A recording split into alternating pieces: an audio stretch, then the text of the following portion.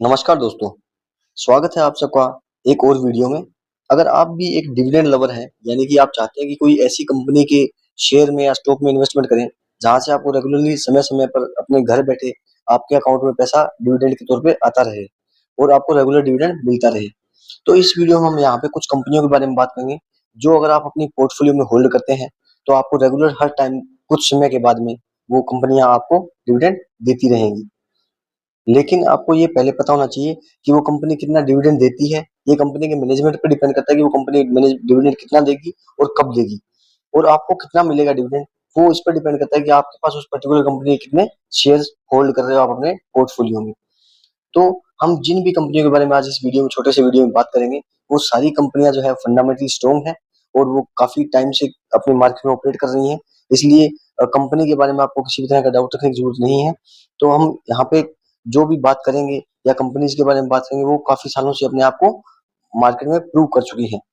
तो चलिए शुरू करते हैं आज का वीडियो और बात करते हैं कि तीन ऐसी कंपनियों के या स्टॉक्स के बारे में जो अपने कस्टमर्स को या अपने इन्वेस्टर्स को काफी अच्छा डिविडेंड पे करती हैं और फंडामेंटली भी स्ट्रॉन्ग है। तो हमारी लिस्ट में जो सबसे पहली कंपनी आती है, वो आती है कोल इंडिया की। जो लिस्ट में हमारे पास सबसे पहली कंपनी है, वो है कोल इंडिया।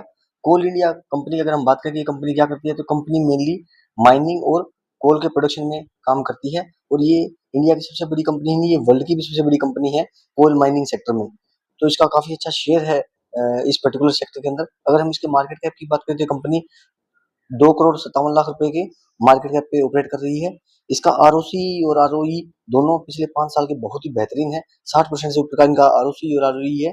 और इसकी कंपनी का अगर हम इंट्रिंसिक वैल्यू की बात करें, तो कंपनी का जो इंट्रिंसिक वैल्यू है वो 756 रुपीज है, जो कि काफी अच्छा है।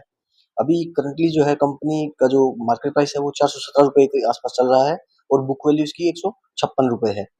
तो अगर आप इसके प्रमोटर होल्ड की बात करें, तो इसमें 63% का प्रमोटर होल्डिंग है, जो कि काफी अच्छा है और सिग्निफिकेंट है, जो कि हम इसको परचेज करने के लिए एक अच्छा स्ट्रॉन्ग स्टॉक बना देता है। अब अगर हम इस कंपनी के पर्टिकुलर डिविडेंड की बात करें कि इस कंपनी ने कब से कंपनी ने अपने आप को डिविडेंड दिया है अपने इन्वेस्टर्स को, तो हम इसके डिविडेंड्स की अगर हम बात करते हैं, तो अगर हम कंपनी के डिविडेंड्स की बात करें और इसको एनएससी की साइट पे खोल के देखते हैं, तो एनएससी की साइट पे जैसे ही हम जाते हैं और यहाँ पे इसका कंपनी के अनाउंसमेंट्स पे कॉर्पोरेट एक्शन जो लिखे हुए हैं, कॉर्पोरेट एक्शन में जाके अगर आप देखते हैं, यहाँ पे देखिए डिविडेंड की इनकी डेट्स देख सकते हैं आप। जो सबसे पहला डिविडेंड इन्होंने इस साल में जो दिया है, 20 फरवरी 2024 को दिया है 5.25 रुपए का। उसके बाद 16 अगस्त को फिर से 5 रुपए का एक शेयर के पीछे दिया है। उसके बाद 5 नवंबर को फिर से इन्होंने 15 रुपए का पर शेयर के पीछे डिविडेंड दिया है। यानी एक पर्टिकुलर शेयर के पीछे इन्होंने पूरे साल में 3 बार डिविडेंड दिया। पहले फरवरी में, फिर अगस्त में और फिर नवंबर में 3 बार डिविडेंड दिया है, और तीनों को मिला के लगभग इन्होंने 20 से 25 रुपए का डिविडेंड एक शेयर के पीछे दे दिया है, जो कि काफी अच्छा है। तो आप इस पर्टिकुलर कंपनी को अगर आप डिविडेंड रेगुलरली इन्वेस्टमेंट करना चाहते हो डिविडेंड के पर्पज से, तो कोल इंडिया बहुत ही बेहतरीन कंपनी है, आपको इन्वेस्टमेंट करेंगे। और अगर आप रिटर्न्स की बात करते हैं, तो पिछले एक साल में कंपनी ने लगभग 17 से 18% का रिटर्न अपने इन्वेस्टर्स को कमा के दिया है डिविडेंड के अलावा। लिस्ट में जो दूसरी कंपनी आती है जिसको हमको डिविडेंड के पर्पज से इन्वेस्टमेंट करना है, तो वो आती है पावर फाइनेंस कॉर्पोरेशन, जिसको पीएफसी के नाम से जाना जाता है। ये भी एक पीएसयू है, यानी कि गवर्नमेंट की कंपनी है, जो एनबीएफसी है, जो कि लोन प्रोवाइड करती है इंफ्रास्ट्रक्चर कंपनियों को। उसके बारे में अगर हम बात करें, तो इसका मार्केट कैप लगभग 1 करोड़ 69 लाख रुपए का है, और इसकी पी 7.99 की है। इसका भी आरओसी आरओई काफी हद तक अच्छा है, जहां पे आप इन्वेस्टमेंट कर सकते हैं। और इसका इंट्रिंसिक वैल्यू बहुत अच्छा है, 742 रुपीज का इंट्रिंसिक वैल्यू है। और प्रमोटर होल्डिंग भी, यानी गवर्नमेंट की होल्डिंग इसमें काफी अच्छी है। और पावर फाइनेंस कॉर्पोरेशन की अगर हम बाकी डाटा की बात करें, तो इसने पिछले एक साल में अपने इन्वेस्टर्स को काफी अच्छा रिटर्न कमा के दिया है, आप देख भी सकते हैं। इसने एक साल में लगभग अपने इन्वेस्टर्स को 25 से 30% का रिटर्न कमा के दे दिया है। अब अगर हम इस कंपनी के डिविडेंड की बात करते हैं, कंपनी ने कब कब डिविडेंड दिया है अपने इन्वेस्टर्स को, तो एनएससी की वेबसाइट पे जब हम जाते हैं तो देखते हैं, तो कंपनी ने इस पर्टिकुलर साल के अंदर 3-4 बार रिटर्न दिया है। सबसे पहला रिटर्न इस कंपनी ने अपने इन्वेस्टर्स को 20 फरवरी 2024 को दिया है। उसके बाद 22 मार्च को दिया है। उसके बाद 26 जुलाई, उसके बाद 14 अगस्त, उसके बाद 30 अगस्त, उसके बाद 25 नवंबर, यानी लगभग इसने 5 बार अपने इन्वेस्टर्स को इस पर्टिकुलर साल में रिटर्न दिया है। यानी 20 फरवरी, उसके बाद में 22 मार्च, उसके बाद में 26 जुलाई, 30 अगस्त और 25 नवंबर। टोटल मिलाकर 5 बार इसने अपनी इन्वेस्टर्स को डिविडेंड के तौर पे अच्छा खासा पैसा उनके अकाउंट में डाला है। और डिविडेंड की सबसे अच्छी बात ये होती है कि इसमें आपको कुछ नहीं करना होता। आपके पास जितने इस कंपनी के शेयर होल्ड होते हैं, उसी हिसाब से आपके अकाउंट में डायरेक्टली पैसा क्रेडिट हो जाता है। इसके लिए कहीं आपको प्रोसेस करने की जरूरत नहीं होती है। इसके बाद जो तीसरी और आखिरी कंपनी जो हमारी आती है डिविडेंड के हिसाब से, वो आती है रेलटेल कॉर्पोरेशन ऑफ इंडिया, इसको रेलटेल के नाम से भी जाना जाता है। इसको ये कंपनी जो 2000 में इस्टेब्लिश हुई थी और एक नवरत्ना कंपनी है। ये भी एक पीएसयू कंपनी है जो कि रेलवे सेक्टर में काम करती है।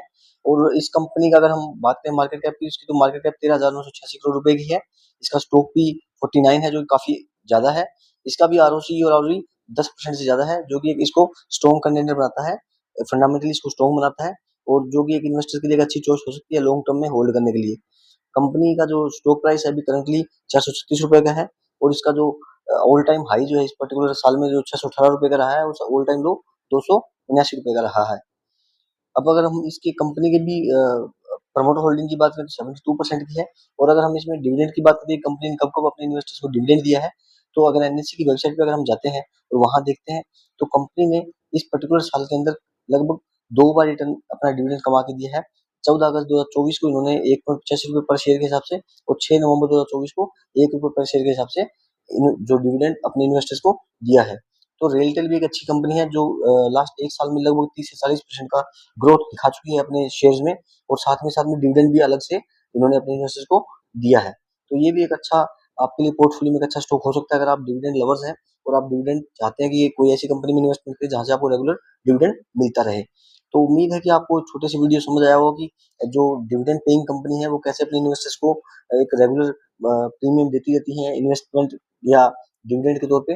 तो आप उनमें इन्वेस्टमेंट कर सकते हैं, और ये जो तीनों ही कंपनी हमने बताई हैं वो फंडामेंटली काफी स्ट्रॉन्ग है, और इनको मार्केट में काम करते हुए काफी टाइम हो चुका है, उन्होंने अपने आप को अच्छे से प्रूव किया है। और इसी तरह के इन्फॉर्मेटिव वीडियो के लिए हमारे चैनल के साथ इसी तरह बने रहें।